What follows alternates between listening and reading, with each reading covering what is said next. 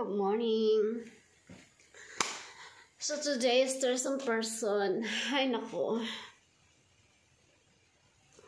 Ang sakit ng braso ko simula dito. Hindi ko siya kung maditik. Parang nandun sa loob nakangalay pag ginanya ko siya. Hindi siya about sa pag-workout ko. I think dahil to sa pagmumotor, yung ganun. Yung pagwawangin akong mabigat kanya. Sakit. I think more than 1 week na ito. Ito lang naman na side niya. Parang nandoon sa loob. Parang yung laman niya na ay, ako hindi ko maintindihan. Naiirita ako. Nai-stress ako. Pag may nararamdaman talaga ako, nai-stress talaga ako. Kasi hindi ako sanay na may nafe-feel ako sa katawan ko na something. Ganun. So, back to story. Pinto ko lang, no? Mag-move na naman kami. So, past a year, lumipat kami ng bahay. So, dito kami lumipat sa medyo expensive houses. So, ngayon, kasi na maganda siya, maganda yung location, tahimik, basta, in short, peaceful ka talaga. Ang tawag ko nga nito, parang yung nasa zombie na place. Kasi lumalabas lang yung tao yung mga tao dito, pag time like 5, something ganun kasi. Doon sila naglalabasan. And then, hindi rin nagtatagal in few minutes or 1 hour something or 30 minutes, ganyan. Kaya ang pakiramdam ko dito sa place na to ay para siyang yung nasa zombie, ganyan. May limit na time ang tao pag lumabas. So, the short story, nainis ako kaya kami lilipat dahil I was thinking before na maganda. Although maganda naman talaga tong bahay, kaya siya expensive. I was saying it's like a profile house. So, ang ganda niya. And then, hindi mo siya masisay. Bago kami pala lumipat, ay pinagawa to. Pinapinturahan, etc. Yung pinto sa likod, hindi yan nagawa. Then, some of other part, hindi ginawa ng maayos na maggagawa. Pero pinapinturahan talaga siya. Kasi ang last na nakatira dito bago kami is foreign, Filipina and foreign. So, while nandito din lang sila sa kapitbahay lang din namin. So, they tell the story about this house. But, yun nga, hindi naman namin inano kasi nga, syempre, every person talaga, people natitira, may story. So, yun, sinabi yung bad or good this house. But more in, something like, pero wala na, nakapag-down ang deposit na kami at that time. And then ngayon, lumipat na kami. So, mag-go 1 year kami this August 19. Lumipat kami dito August 19. And then 1 year by now, this month, August 19. Lumampas na siya. So, 1 month deposit, 2 month advance ang namin, yung binigay namin. And then, so, this 1 year, mag-go 1 year na kami, nagpagawa ako ng temporary fins, yung sa bulsa namin. So, wala naman akong problema doon. Tinanggal ko din siya. Kasi nga may mga baka na pumapasok. Itong place na to may swimming pool. Pero frank lang yun. Pispan talaga siya. Hindi talaga siya paliguan. Pispan talaga siya. Kasi hindi mo siya maliliguan dahil yung water is green. I wonder, ngayon lang ako nakakita ng swimming pool na green yung water. So, ayun. Mga foreign, most nakatira dito, foreign and Filipina partner. Ganyan. Black American something. Then, mga business person. Mga ganyan.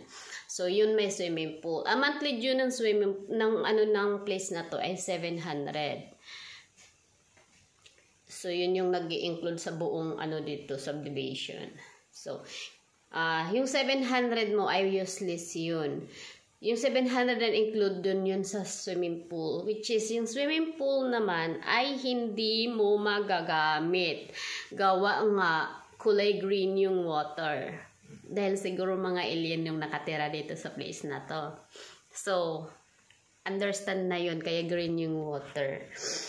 And then, the long story by short, lilipat kami dahil this last month lang, excuse me, di ba nagbagyo ng dalawa? So, I wonder na hindi talaga, kasi bago kami lumipat, may malaking abala dun sa room ng anak ko. Naglilik talaga sa yung kisame yung gayon. Naglilik talaga siya. So, yun yung una-una ko dating sinabi sa owner na may tulo siya. So, inayos nila yun. Sabi, waterproofing yung bubong, etc. Which is nakita ko rin naman. Pero ang gumawa talaga, bisis na maggagawa, ay guard lang. Pinagsalu-saluhan lang ng guard. Tapos, sa labas, yung garage, hindi niya talaga ginawa. Pinagawa pero hindi ginawa. So, kawawa din yung owner dahil dun sa maggagawa. Pero, kasalanan niya rin kasi hindi niya talaga pinukusan yung naggagawa. So, ganun lang. Ka-short. And then yun na, yung bumagyo ngayon, tumulo talaga siya as in, nawindang ako. Kasi para siya talagang shower. Sa puno ng ng ilaw, ayan, sa puno ng ilaw na yun, dun siya pumapatak. Nawindang ako kasi kuryente yun, electric yun, dun dumadaan yung tubig. So, tapos, hindi ko na malayan. Kasi expected mo, ang ganda ng bahay mo, yung tinitirhan mo, ang mahal-mahal ng rent, and then, may shower sa room. Then, hindi ko siya na-expect. Namalayan ko na mga full days, bago ilang days na nag-uulan, nagbabagyo. Basta, itong anak ko naman, at chalant, wala siyang pakialam, di ba? Yung kama sa taas, kasi double deck yung sa anak ko. Basang-basa na siya, pati yung wood sa ilalim ng patungan ng double deck. Basa na as in. Tapos yung gilid ng pader, nag-moist din siya sobra. Hindi na siya moist eh. Yun. Tapos basa na lahat. Tapos mga siguro 3 days na nag-uulan. Nag-start na din siya sa dito sa first floor. Hindi na namin nagamit yung electric.